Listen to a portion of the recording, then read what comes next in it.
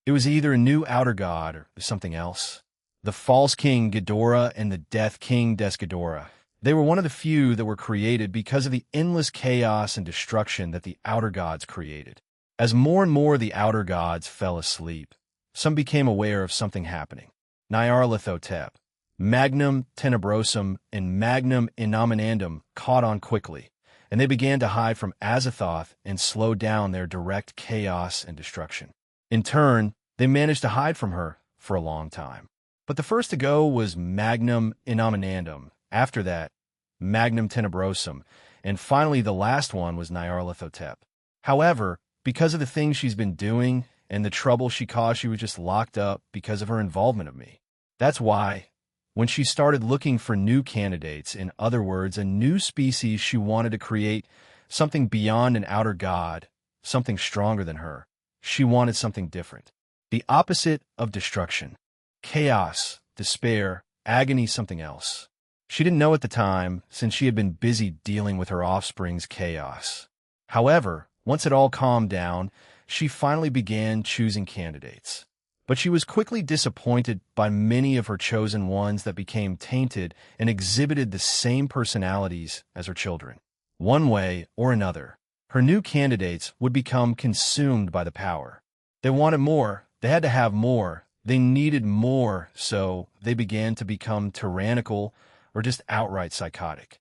Azathoth became disappointed again, but she kept on searching, hoping to find something new. Eventually, she thought she had found one. She had sent this human to the world of fairy tale. He was the cliché hero trope. He wanted to help everyone he met.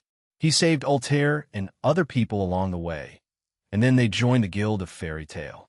He joined in their adventures and kept saving people, but in the end he had left a wake of destruction.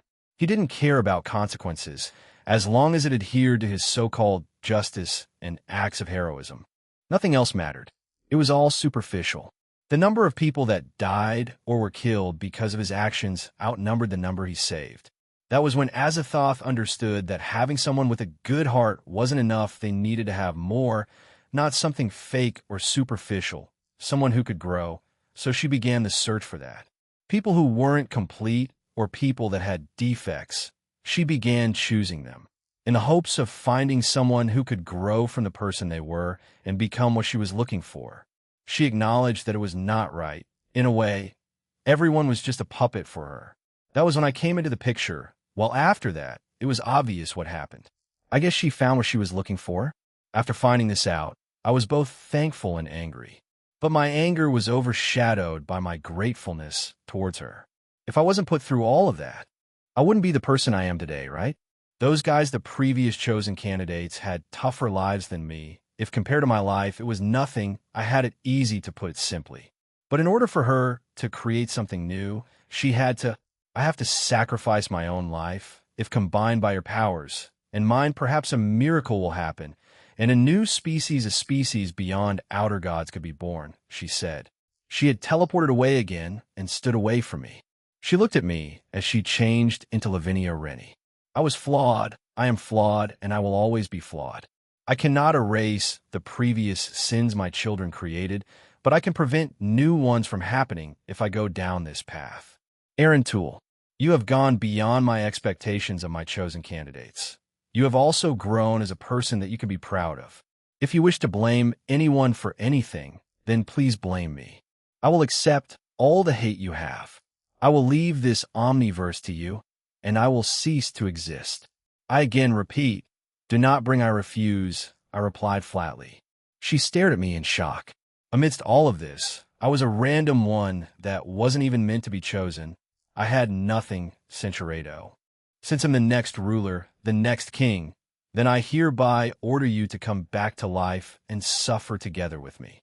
I closed my eyes and stepped back. I opened them again and looked at her with a smile. The me of now was created because of both of my past and present struggles. I am the evidence of it in this present reality, and you will be my reward for all the pain I had gone through. Azathoth stared at me for what felt like forever. She eventually closed her eyes and let out a sigh. I will provide you with one more offer, Aaron Toole, she said, and walked past me. You can stay in this domain and enjoy the eternal dreams you've created for yourself. You could choose to finally rest, and I can find another candidate if not. Your other choice is to be sent back to reality once more. You'll have to face future adversaries that you already know my answer.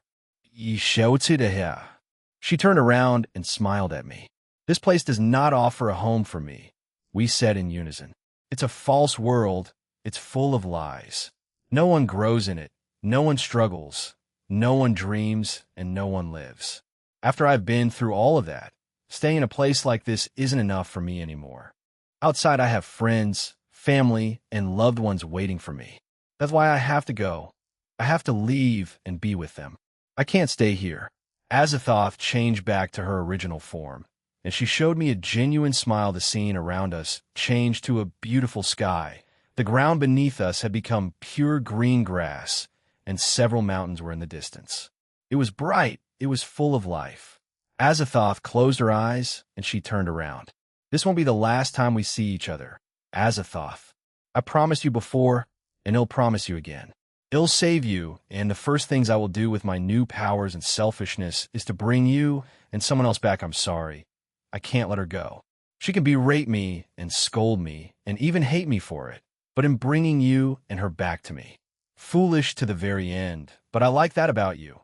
Aaron Tool, just like the future, both Nyarlathotep, and I saw Aoife, and I will wait for you. Then show me the world you wish to create. Aaron Tool, her voice faded. Everything became muddied. Something fell off. I didn't have control of my body. Did I fall? The light around me faded. The grass did too. Everything stopped existing. I couldn't even feel my own body anymore. Was this the evolution I had been desperately chasing after? Lavinia, Suzuku, Velgrindinu, everyone wait for me because he'll be back soon. He'll come back better than ever. I promise you all that day, for the second or third time in my life. I died. Deletion of the current system. The nurturing system of Aaron Tool has been submitted. The system will now be deleted. Any power limits on the player will now be removed. With no more limitations of power, the player will now have access to everything. The outer god, Azathoth, has now begun to fade away from existence. Aaron Tool has entered his evolutionary period. Estimated time of completion, 5 minutes. Would you like to delete the system? Yes, no, yes, yes has been selected. Now, beginning the transfer of memories. Aaron Tool will now regain all of his memories. Chapter 17, Part 3, Episode, Aaron Tool, alternative title, Eternal Life Amidst the Endless White Snow. Aaron Tool soliloquy. I have always been weak. For as long as I could remember, I always thought of myself as weak. Physically? No, I was all right in that regard. However, mentally and emotionally, I was as fragile as a baby in a glass cup. Most things said to me bothered me. I wouldn't lash out, cry, or make a scene if something bothered me, but it did hurt me more than it should. When I died, all the memories of my previous life flooded into my head. All the things I've once forgotten came back to me. All the feelings and thoughts I once had came back to me. I felt relieved, and at the same time, I felt terrible because I remembered everything. Aoife, she was like all the faded ones combined together. Cinchuredo, she started this rodeo, and he'll make her finish it. Third-person point of view. Aaron, come to mommy, said a woman. She clapped while encouraging a young toddler to walk towards her. Don't baby him. If he's old enough to walk, he's old enough to learn, said a stern voice. He's too young for that.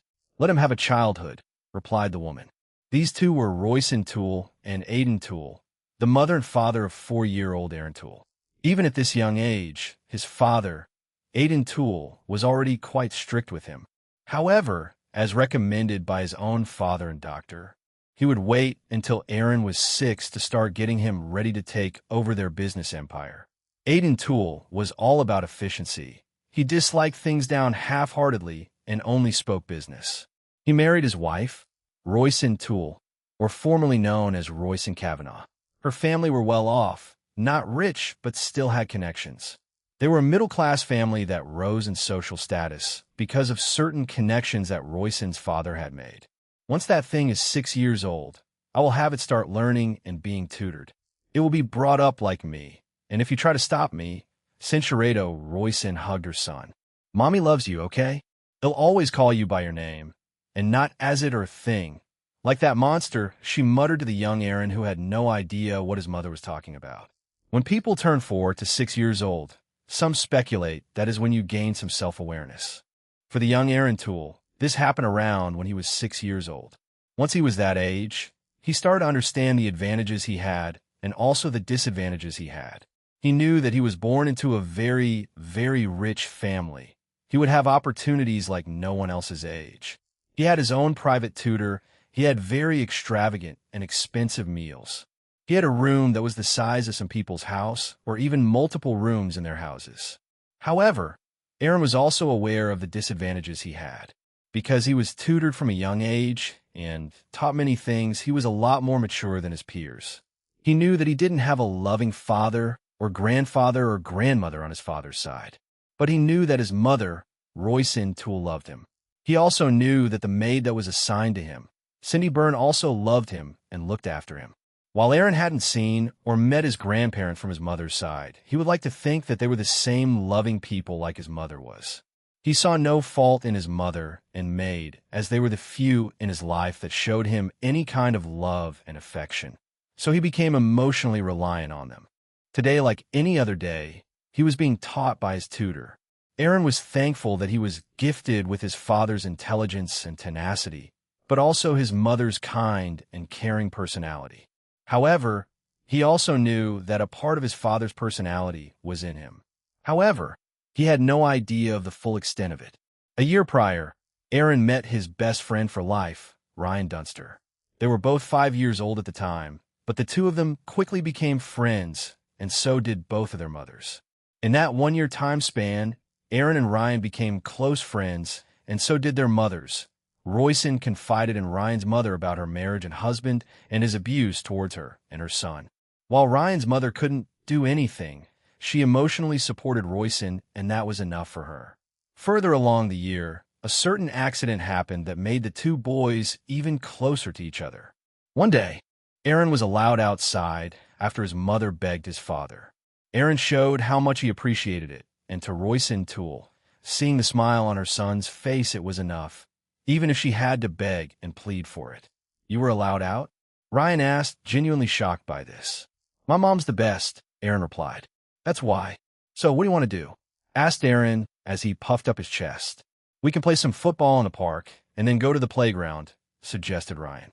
Aaron agreed, and they made their way there with Ryan's mother and Cindy, Aaron's maid, who was asked by Royson to accompany Aaron.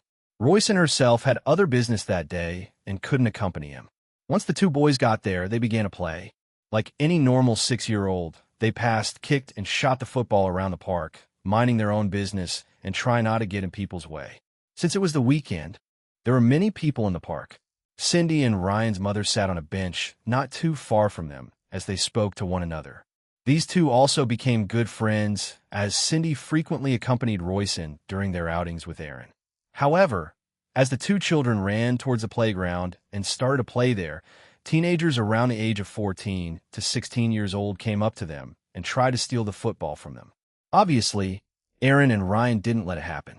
They grabbed their ball and stood away from the teenagers. Come on, lads, don't be like that. Let's play a bit of footy.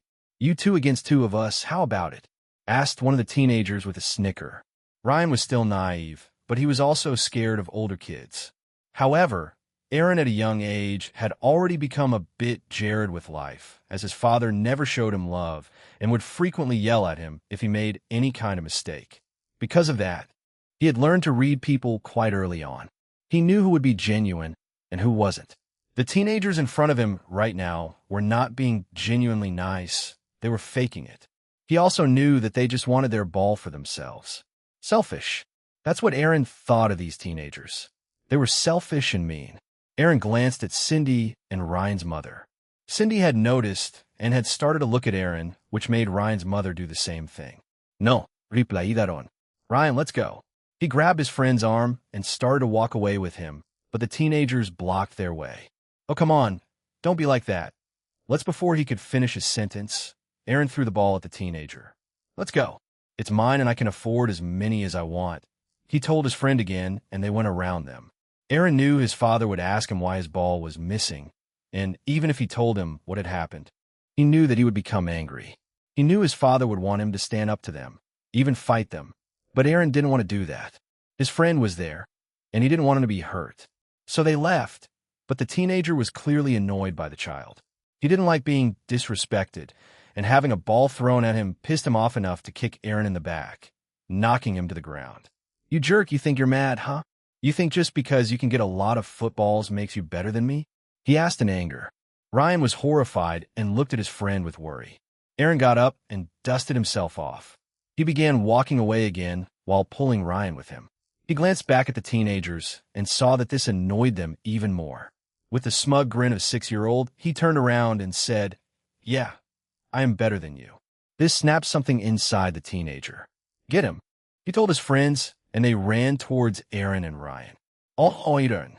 Ryan shouted in horror, but he saw his friend shake his head. As the teenagers were about to reach them, a taller figure appeared in front of him. "That will be as far as you go," said Cindy as she stood in front of the teenagers. "Huh? Who are you?" asked one of the teens. He then clicked his bravado. "Get out of my way, you old grump," he shouted at Cindy and tried to walk around her. "He's dead," said Aaron. "Huh? Why?" asked Ryan. "I've known Cindy for a long time now, and I know for a fact that you don't bring her age up or how she's single, unless you want to die or end up hurt," replied Aaron. Ryan tried to turn around, but he prevented him. "I suggest you don't." Seconds later, both of them heard horrified screams from the teenagers and then all of them running away. Aaron glanced back and saw that the leader of their group held his wrist as if in pain. Cindy didn't do anything drastic. She simply took hold of the young teenager's wrist and applied firm pressure.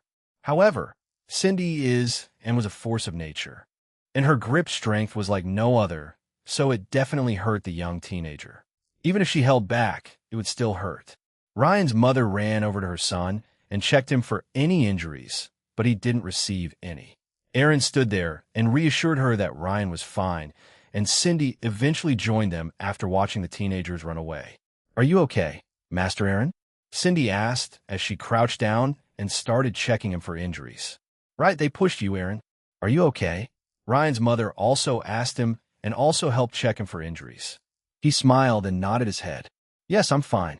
He only kicked me once, and the gravel there helps soften the impact. So apart from some tiny marks from the gravel, I'm fine."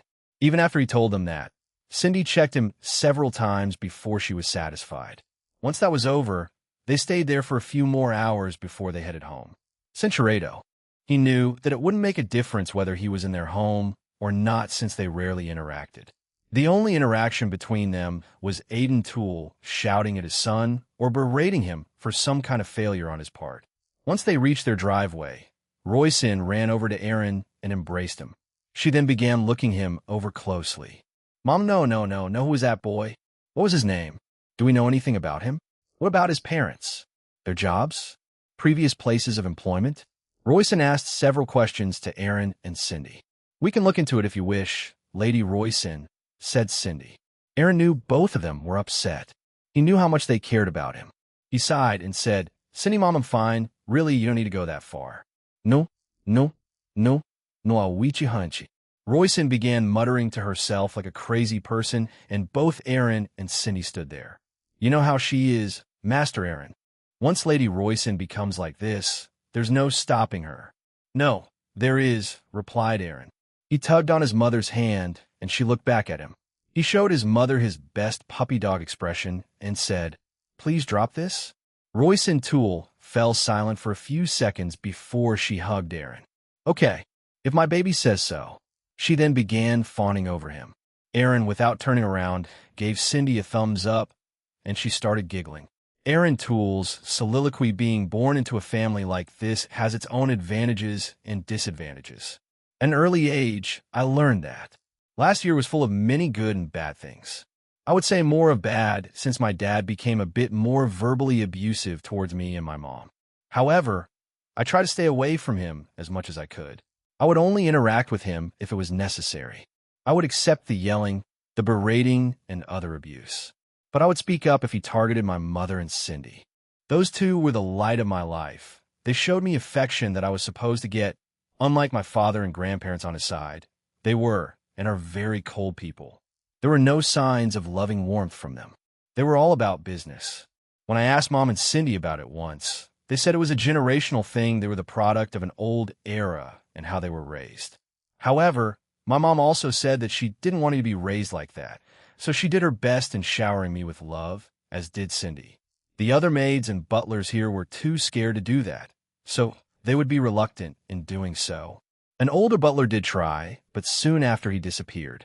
I assumed he left or was fired, but I saw him once as a homeless person and he just looked sad and defeated. He ran away from us. The look of fear he had towards my dad was something I wouldn't forget, so my dislike for him only increased from there. Today, my father was away on some kind of business trip across the country, so I could leave after I finished my studies and tutoring for the day. And that's what I did. With my mom's permission, to which she always says yes, I left my home and went to the park. I had asked my mom to ask Ryan's mom to meet me there, and they agreed, so I should find my friend there. Once I got there, I saw a bunch of kids around my age in a circle.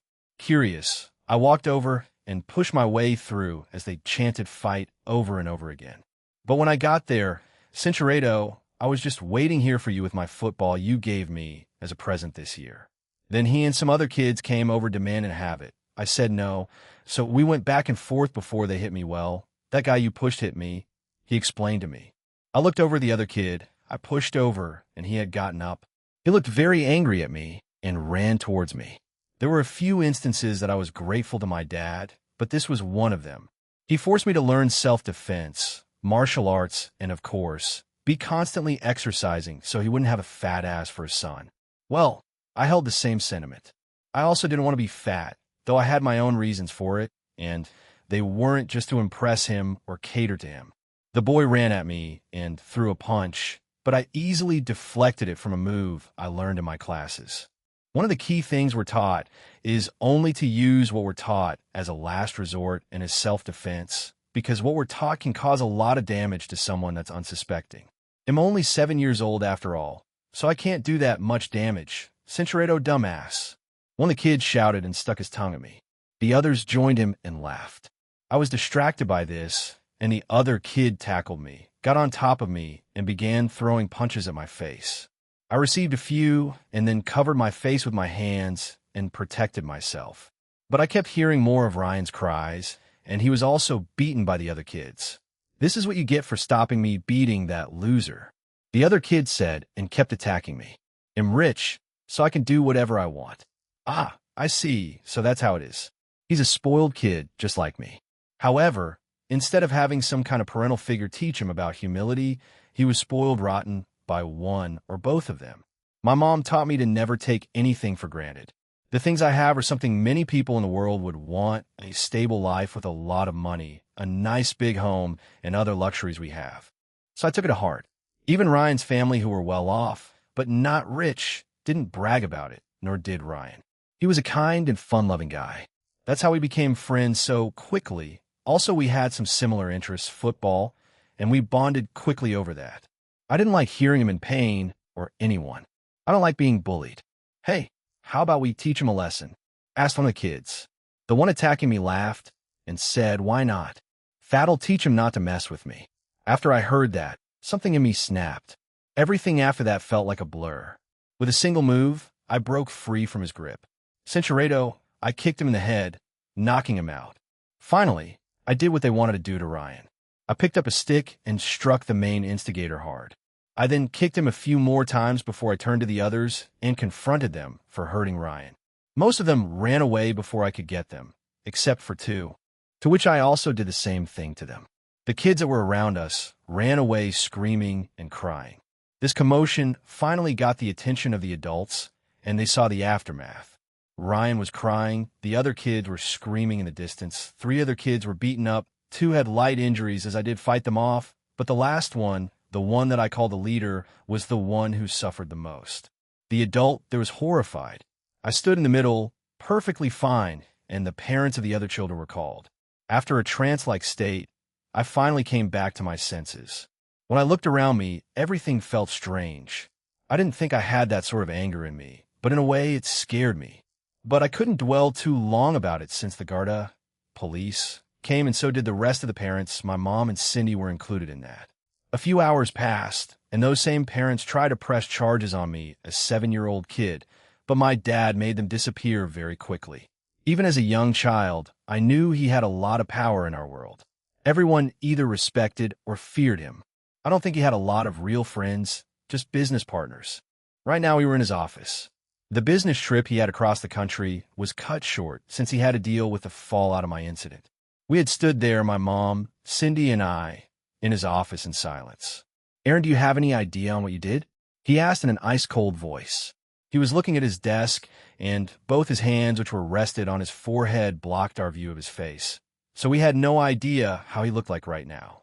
But from his tone of voice alone, we knew that he is angry, probably even livid at the situation. "Yes, sir," I replied. "Dear, we should shut up." I was talking to him. My dad roared at my mother, making her flinch and back down. Now, because of my connections and power, I could make those charges they wanted to file on you disappear, but I suggest you control that side of you from now on. "Do you hear me?" he asked. He then looked up at me.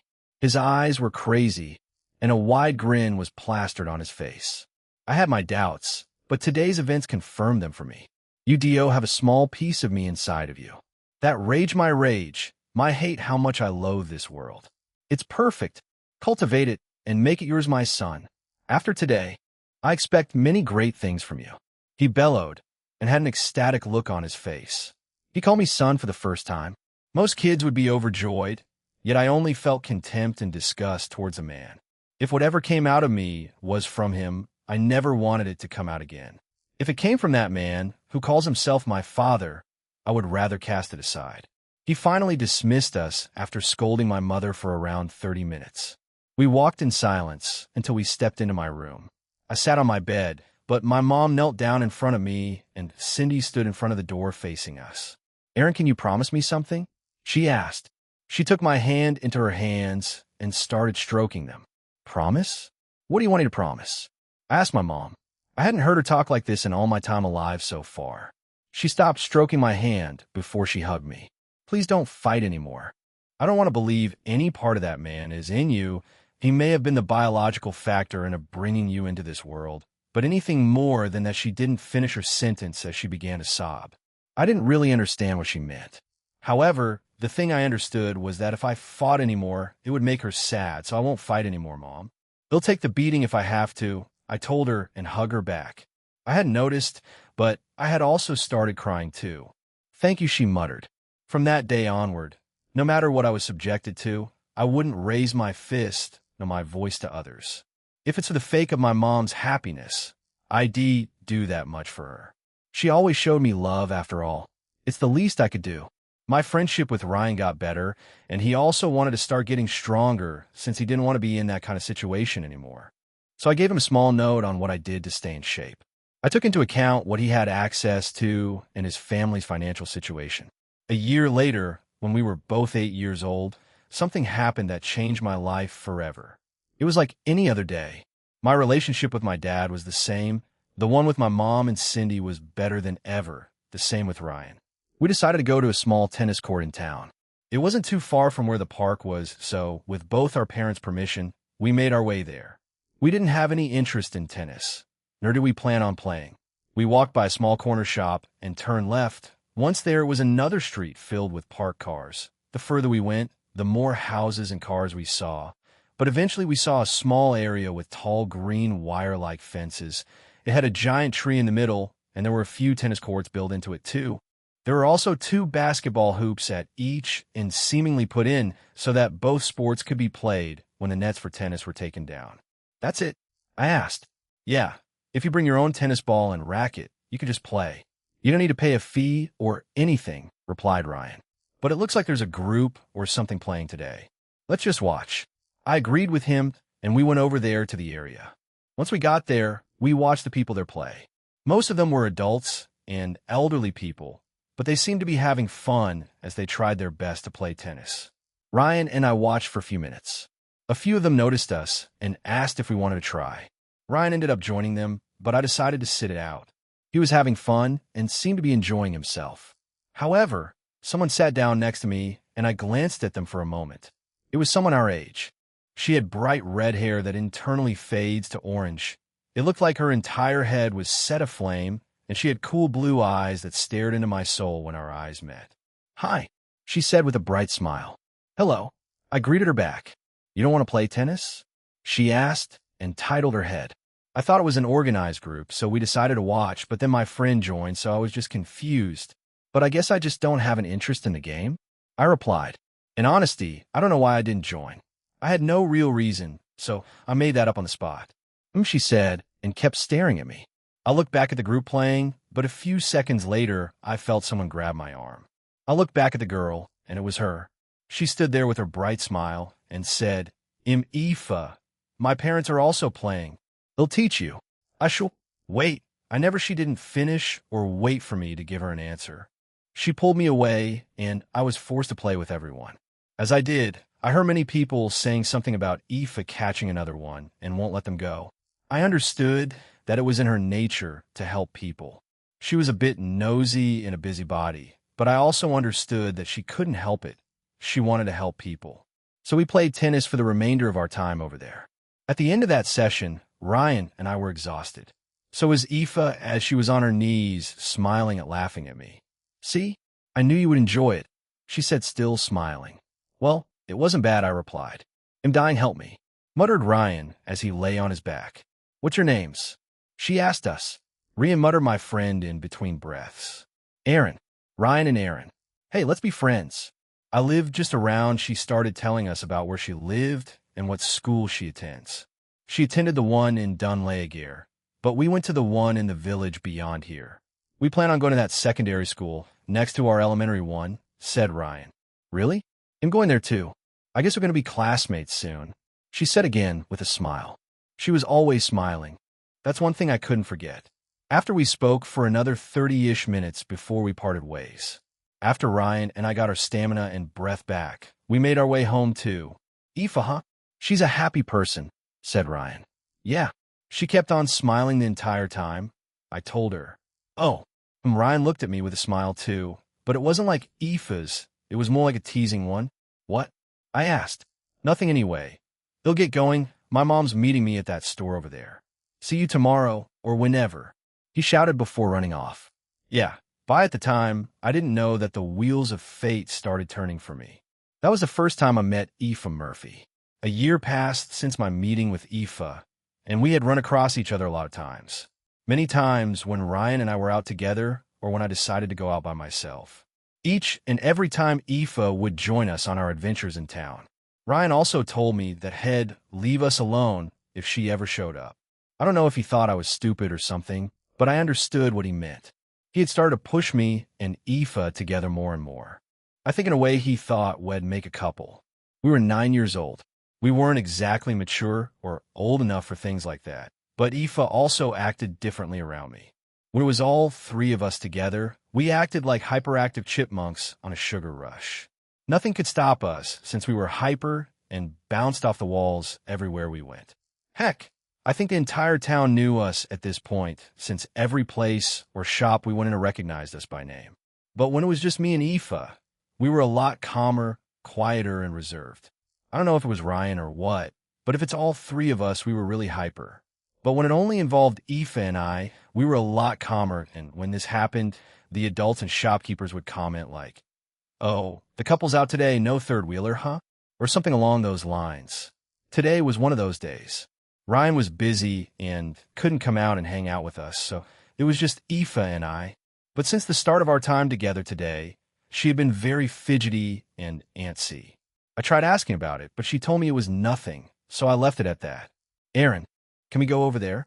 Aoife asked and pointed to a certain place. "Isn't that the local homeless shelter?" I asked while eyeing the place. Aoife nodded and said, "I helped with my aunt last month, and I wanted to see how everyone was doing. I gone back a few times already, can we go?" She looked up at me with those puppy dog eyes, and it made the corners of my mouth twitch. Fine, I relented, so we went over there. A couple of hours passed, and we had stayed there helping out with various things. I didn't expect to spend my day off like this. However, Aoife seemed to be enjoying herself, and the staff here as well as the homeless were really interesting, so I wasn't that bothered by it. One of them even showed me how to do origami, which was neat. Aaron, one of the homeless guys, called out to me. I think his name was Tom. I walked over to him. Yes. Did you need help with something? I asked. Aoife, she's a good kid. She helped her aunt last month. Her aunt said that she'll come back again next month, so I think Aoife will come back here again, but I think the older she gets, she'll go here by herself, he told me. I wasn't sure what he was getting at. It'll be blunt, kid. She likes you, romantically. I know both of you are still young, but you should see what you feel about her starting from now on. I can see that she'll be someone amazing when she's older, and the older you get, that's the kind of thing men find attractive. I'm not saying anything bad, but those qualities in her are just good. You understand? He was drunk. I saw him drinking earlier, so this was probably just the drunken ramblings of a fool. But nonetheless, I agreed to whatever he said to keep the peace. He then fell back on his bed and passed out. I pinched my nose and walked away. They'll never understand the appeal of alcohol, and I doubt I'd ever have any as I get older. One of the other reasons was that my dad drank a lot, but his alcoholic rampages never got physical, as far as I could remember. But if he did hit Mom, then a loud sound brought me out my own thoughts. I looked around and saw that a drunk homeless guy had thrown something at a wall. Aoife was near it, and she looked scared, so I rushed over. He was babbling incoherent garbage, so we didn't understand what upset him. So another staff member told us they would deal with it, so we moved to a different area. Are you okay? I asked as I held her hand and moved away. Yeah, I'm fine. I know they're struggling, so I won't be upset at them. I know that they'll get out of this and be in a better place soon. Anyway, let's go help the rest, and then we can leave. I'm sorry for dragging you into this, said Aoife. Nah, it's fine. It's been fun, so Aoife smiled and we decided to stay and help them for a little while longer. I don't like doing work without some kind of compensation. Aoife was the opposite. As long as she can see smiles of others, that was enough for her. We finally left the homeless shelter around 5 in the afternoon, and the day was already ending, and our parents would want us back soon. 6 in the evening was the latest that we could push it to, but anything beyond that wasn't possible. Aoife suddenly grabbed my hand and pulled me away. I was confused, but I let her do it. The place we ended up was the tennis courts that we met each other in a year ago. I was confused and stood there waiting for an explanation. Aaron, do you know what dating is? She suddenly asked. Surprised by her question, I nodded. Aoife then started to fidget more. She had started looking at the ground and then finally looked up at me. She was blushing quite hard. You want to date? I inquired. Her mouth hung open, shocked. I'm 99 sure that she was going to ask me that, so I just asked her it instead of waiting for her confession or something. She meekly nodded. Sure, why not? I like you too, so I don't see a problem, I told her. The face she made after hearing that was something I wouldn't forget. She suddenly jumped forward and hugged me. Yay, I did it, Mom, Dad, Mrs. Toole, Cindy, she shouted. From out of nowhere stepped out my mom, Cindy, and Aoife's parents. I froze and stared at all of them. They started laughing at my reaction, and they came over to us. How were you following us all day? I asked, finally finding my voice. They didn't answer my question, but simply came over to us and congratulated Aoife. I was so nervous. Wasn't I the one to ask her, though? I wanted to say that out loud, but decided against it. My mom came over to me and hugged me, too. She's Toole approved. Well, just by me and not your father. So keep a secret for as long as you can. Okay, she asked. Okay, I replied. I knew that my old man wouldn't approve of this. Even though I was a child, I heard many things from my parents, and I also asked Cindy about it. Her awkward silence only confirmed it for me. It confirmed that they were in a thing called an arranged marriage. A marriage that I found out wasn't born out of love, but out of something else. But the fact that my mom loved me all the same was something amazing, since usually the children born out of those marriages aren't loved at all by either parent. We've already discussed it as a group, and we'll try to keep your father privy to it for as long as we can. We'll stop him from forcing you two to break up, she told us. I knew that it would be impossible.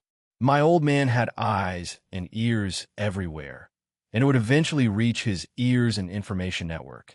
But I did appreciate the effort they went through, and I would go along with it. I didn't mean it when I said I liked Aoife. I'm just wondering if Ryan knows about this. We're going to be first years in secondary school, starting in a few months. Are you guys ready? Asked Aoife. We started dating at 9 years old. Now all 3 of us were 12 years old. So 3 years have passed.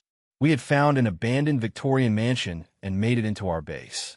During that time, Ryan also got himself a girlfriend, and I also found out that he knew about the plan back then. That's why he said he was too busy to hang out with us. Ready for more work? I'd pass, said Ryan as she leaned against his girlfriend, Jennifer. I heard from my sister who goes to the school that they have some interesting teachers, but the work we get starting from first year is a lot, said Jennifer. I tell I'll be fine, Ryan geez. How about you, Aaron? Asked Aoife as she poked my forehead. I was receiving a lap pillow from her as I read a book. It was Farewell, My Lovely by Raymond Chandler. Oh, well, it's school, so nothing to be excited about. We can only despair about it, I told him my thoughts. As I predicted, my dad found out about my relationship with Aoife when I turned 10 years old. He told me to end it, and for the first time in my life, I told him no. The silence in that dining room could have killed a whale. But I didn't back down, and he's been silently seething these past few years. But surprisingly enough, he didn't mention it again. I also got into some Japanese media. I started buying some manga and light novels. However, I only got into them recently, and I still needed to get through my classic literature collection of books. But I had started reading the light novel series called High School DxD by Ichiai Ishibumi. It's interesting, to say the least, but still a fun read. Wow, what a gloom and doom kind of guy, said Ryan. Aoife over the last 3 years had formed a new friendship with a bunch of girls that weren't exactly my biggest fans. They all also had boyfriends, and some were single, and those guys kept on hitting on Aoife, and every single time she rejects them and comes back to me upset. If they have a grudge against me, then that's fine, have at me. But leave her out of this. I've confronted them about this and got my ass beat. I never once fought back since I promised my mom not to ever fight, so when I went back home that day, my dad was just disappointed in me. But I stopped giving a care about his expectations since I stood against him that one time. And just being realistic. School means work. We'll obviously get more once we go to secondary school. Elementary school was easy, so you better start studying more, Ryan, I told him. In response, he let out a scream of despair before Jennifer smacked him hard, making him cringe. Anyway, Aaron, we're heading to Dublin tomorrow, and we're helping out, and I know you've told me about this multiple times this week. Aoife, I'm ready, and I'll be up on time, I replied.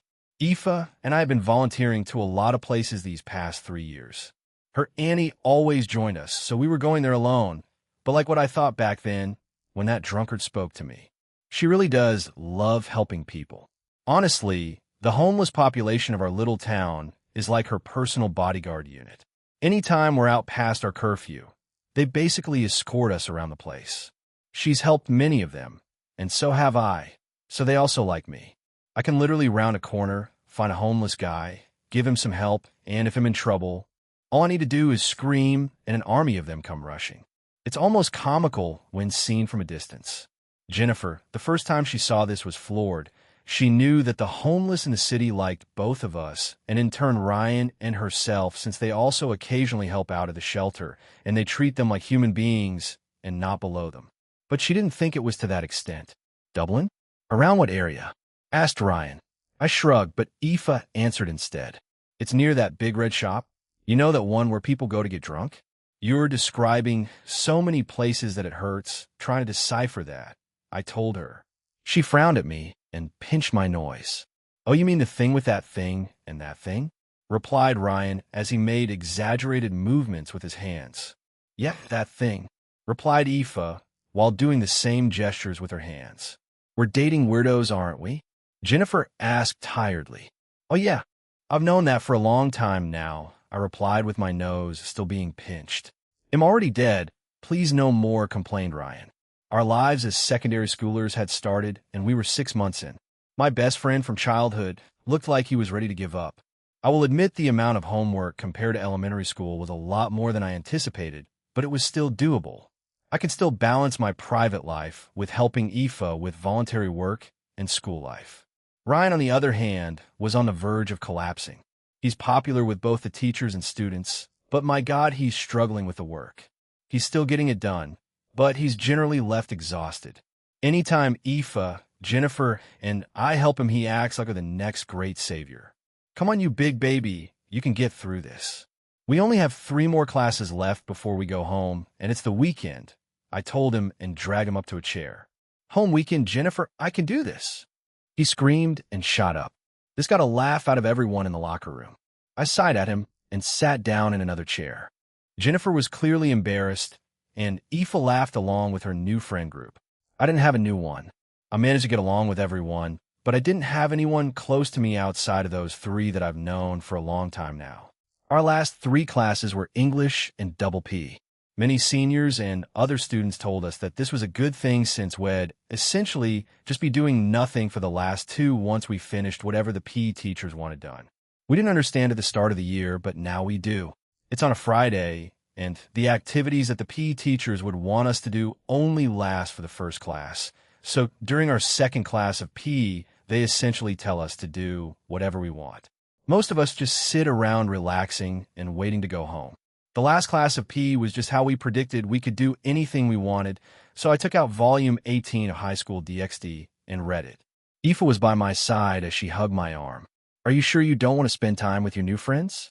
I asked, and continued from where I left off at. Do you want your adorable girlfriend to go away? She asked while cutely yawning. I would like you to stay, Aoife-sama, I told her and snorted.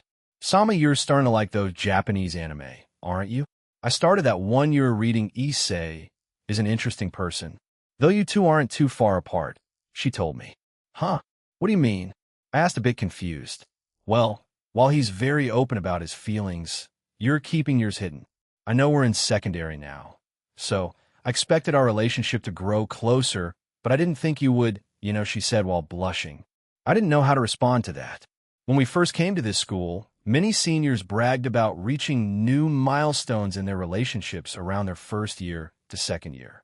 While Aoife and I weren't in a rush, we did want to advance our relationship too, but at our own pace though, it's as she said, we did go to another base. We didn't do anything serious, but something nice did happen. We're both still minors after all. I'm forever grateful. Aoife, I told her seriously and looked at her. She smacked her head against my shoulder and said, you don't need to say it so seriously. Hey, Aaron, right? Can I talk to you for a second? A voice asked. Both Aoife and I looked up and saw that it was one of her new friends. Her name was Alana. There were two others there too. I think their names were Courtney and Aisha. She was chewing gum and had a large grin plastered on her face. She waved at Aoife as she waited for my answer. Sure, I replied and got up. I gave my book to Aoife as she began reading it. She looked disappointed to see me go, though. We went behind the gymnasium and further into the school's back area. There were some AstroTurfs, long jump, outside basketball court, and a large free space for other activities. We stood near the basketball court, and their expressions immediately changed. One of their boyfriends came over and crossed his arms and glared at me. I think his name was Dane. Break up with Aoife, said Alana. Pass, they'll get going then, I replied. As I tried to walk away, Cinceredo, though the things he said about Aoife and me doing those things did get to me. I was tempted to knock them out, but my mom's promise echoed in my mind, so I didn't. But I caught Dane's wrist and held it firmly. He yelled and let go, even if I haven't fought in years. That doesn't mean I stopped working out and doing my martial arts and self-defense classes if I wanted. I could seriously injure all of them right now. I walked away and said, and you people lack any kind of intelligence. Are you sure you lot weren't the ones who were mistreated as children? I snickered and walked away. I heard Alana fuming while cursing me out. When I got back to Aoife, she was blushing, and when I sat beside her, she looked at me and said, Am I your angel? Huh? Genuinely confused by her question, I took a peek at the page she was on. It was at the end of the book. Irina had just kissed Issei, saying something about getting a kiss from an angel at Christmas. I chuckled and stroked her head. Yeah, you are, Aoife. The day you came into my life was one of the best, even if you failed in your confession, and I was the one to ask you instead. I already reconfessed, though, she half shouted. She then puffed her cheeks and rubbed her head against my shoulder. You hold the weirdest of grudges at times. Well, we're two weirdos together, so it's fine, right? I asked. She didn't answer, but simply hugged my arm again and handed me back my book. Those guys came back glaring at me, and I glared back at them. Was war inevitable between them? Second year of our secondary school life. It was winter break, and I saw that Aoife wasn't looking too well. Her parents were also worried, and they started getting her tested, But since she could still function, I decided to take her out on a date. We were 13 years old, and we were about to turn 14. We were in Dublin City for our date, and we walked by a certain store that sold jewelry. Aoife stopped and looked at the jewelry, and I stood by her. I didn't have much interest in them, but the thought of, "Hey, Aaron, what do you think of getting married in the future?" She suddenly asked, surprising me. "And marriage?" I repeated. I looked at Aoife, who was lovingly looking at me while hugging my arm. The snow around us started to get heavier, and we took shelter under the shop's roof. Despite the fact that I would like to marry her in the future, even thinking about this feels so strange since we're still so young, but I can't really imagine what the future would be without her. She abruptly came into my life and has been in it since then.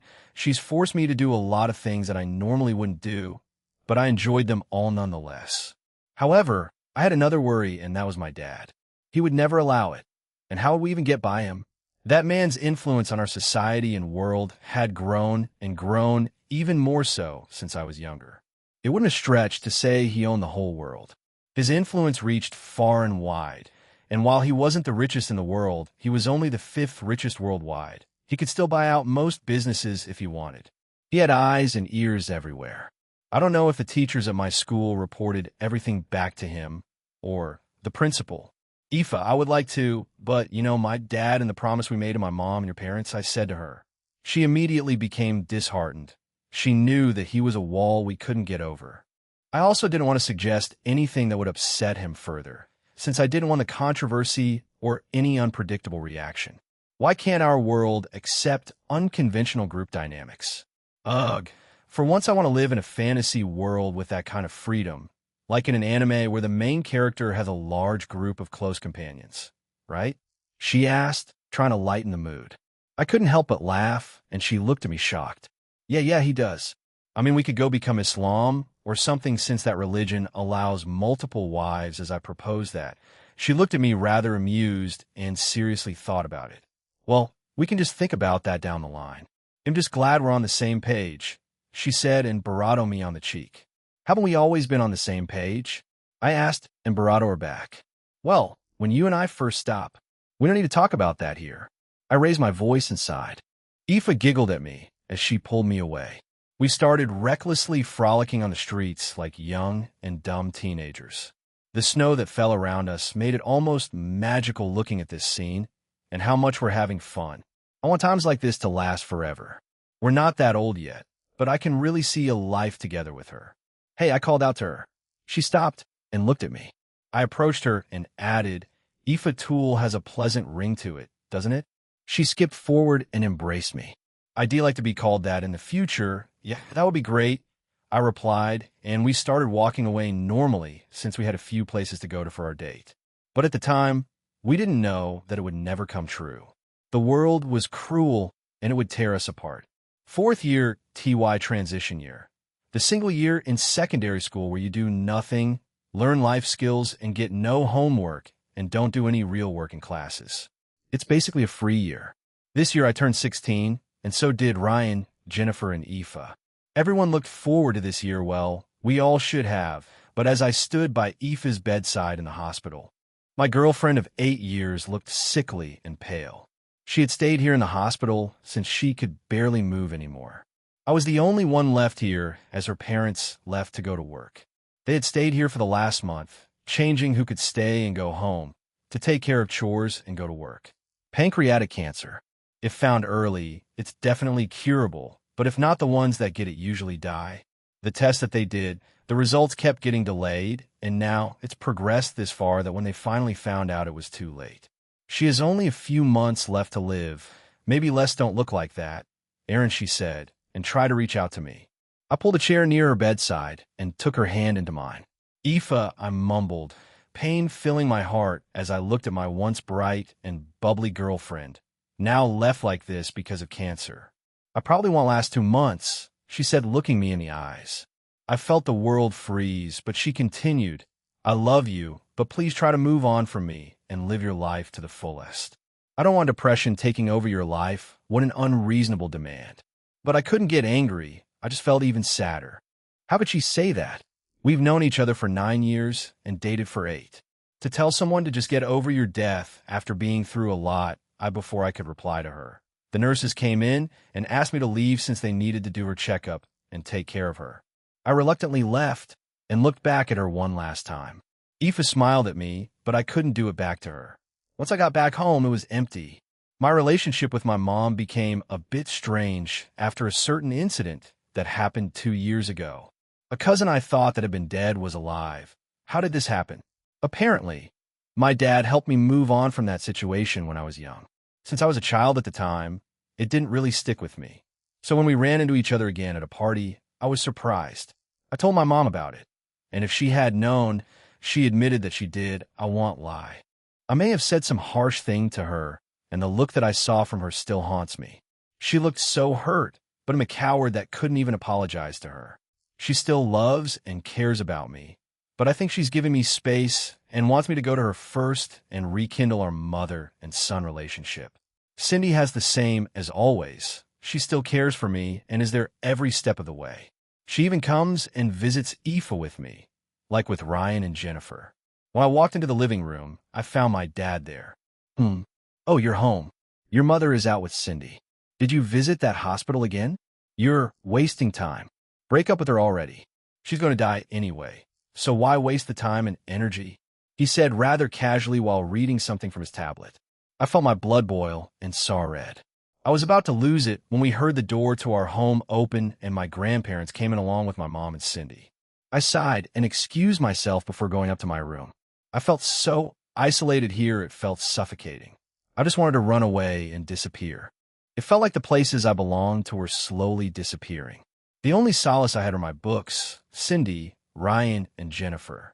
Even Aoife was going to fade away soon. What on earth do I do? A few weeks later, Aoife's condition worsened, and we were told to expect the worst, so I visited her every day after school. Luckily, on Wednesday, school only lasted until 1 in the afternoon, so I could go to the hospital and spend even longer with her. And then one day, Aoife? I called out her name. She was facing away from the door. She was usually looking this way, waiting for me. I felt something off, so I rushed over to her. I didn't bother getting the chair.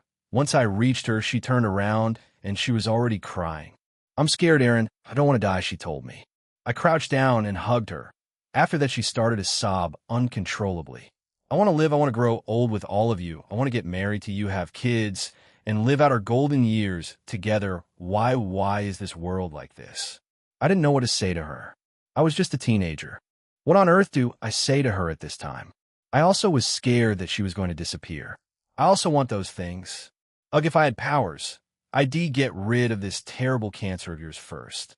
I told her my honest thoughts. Since I couldn't come up with an adult-like response, I told her that instead. Her sobbing stopped before she started to giggle uncontrollably. I pulled away and found her tear and snot-covered face adorable. I brought out a tissue and wiped her clean. I would have been angry at you if you tried to give me a cliché response, Aaron. The fact that you told me that instead made me happy, she told me. If reincarnation was real, and I reincarnated in another world ID, come and find you would go explore the multiverse. And if any of that stuff was real, would go and visit the Draconic dais. I want to see some starfire beams being blasted around. I shouted with enthusiasm. Aoife finally smiled at me and put her head on my chest. And you get a harem? You like Aquino a lot, don't you? Why are you asking me this question now? I asked a bit horrified. A also, depending on the timeline, should already be with Issei. So wow, you sound insanely jealous. Shut up, ID still put you above them all. Wow, that is definitely a lie. I'm trying to cheer you up here, I said while ruffling her hair with my hand, making her laugh. After that we fell silent again. After around a minute of silence, Aoife spoke again. Thank you for loving me, Aaron. If somehow it was all real, please come find me. I want to be together with you. Yeah, I will, I replied, holding back tears. We both know it's not, but we could dream a little, right? Just one last time, I stepped back from her and said goodbye. I had no idea if this would be the last time we did this, but our time here, especially this day, I would cherish it forever. A month later, Aoife passed away. The funeral was both poignant and beautiful. I was surprised that my dad attended it, but he seemed oddly happy about it all. I was pissed about it, but said nothing since I didn't want to make a scene during her funeral. Many of her friends came, even the new ones. They cried genuine tears for her. Many of the former homeless that had turned their lives around because of Aoife's work at the shelters and helping them find jobs, they attended and cried quite hard. Even the current staff of the homeless shelter also came, and the homeless there since I went on her behalf when she couldn't go anymore. I did her job for her. I knew she would have wanted it. I also built a relationship with all of them, so I didn't want to betray them. Aoife's parents still welcomed me into their family, and if they thought Aoife left me something, I could go to her room and search for it. They were magnificent people. They were like a second pair of parents for me, just like Ryan's and Jennifer's parents. However, as everyone started to leave, and even her parents, I stayed by her graveside. It felt like that if I left, her memory and existence would finally disappear and be forgotten by everyone. I can't promise anything, Aoife, but I'll try my best to live for myself and move on with my life. With those last words to her, I finally left the graveyard. The day had already turned to night as the cold air of Ireland hit me in full force. I don't know how or when it started, but the bullying only intensified after Aoife's death. It was already terrible, but it got worse. For some reason, her new group of friends blamed me for her death. I had no way of knowing about her cancer, nor did I have the power to stop it. I'm only a normal human. However, the leader, Alana, only made things worse as she used her popularity and intimidating boyfriends to force everyone else to isolate me. Normally, I wouldn't care, but the fact that everyone also began to pin the blame on me started to get to me. Ryan and Jennifer tried to stick up for me, but I saw that they were also beginning to be attacked by those jerks, so I told them to just mind their business. I had to be harsh. I had to act like a jerk. I didn't want my last remaining friends to suffer because of me. Ryan understood this, so he began to distance himself. At first, Jennifer was against it, so she tried to fight it. However, after Ryan explained what I was doing, she also stopped speaking or hanging out with me. There were days that they would only verbally attack me, but some days they would also physically attack me. They knew I wouldn't fight back, nor would I tell on them, so they enjoyed doing it. I had no idea how many times I had gone home with bruises all over my body. Once I left school, it didn't end there, though. Social media was also another way they could continue it. Online posts, general slander, and making up lies about me. But since I didn't really use social media, it didn't bother me too much. However, I did get a lot of hate mail, and I had to sift through it all, which got annoying. At some point, my own personality began to sour. The hate inside of me got worse. I started to lash out back at them. Harsher words, I also made up scenarios that didn't happen to them. The last 2 years of my school life were so toxic that the principal began to just suspend me for days on end. He didn't want his name or the school's name to be dragged through the mud, so he chose them. I understand why, and I don't blame him. But then, Aaron, we need to talk. It was Ryan. We hadn't spoken in about a year. We were near the end of our 5th year in secondary school.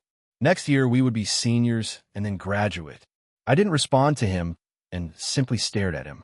The current me had become bitter, resentful, and wary of everyone. Even toward my best friend, I didn't know what he would do or say. Jennifer wasn't here, but I assumed that she was also in favor for this. You need to stop taking all this abuse.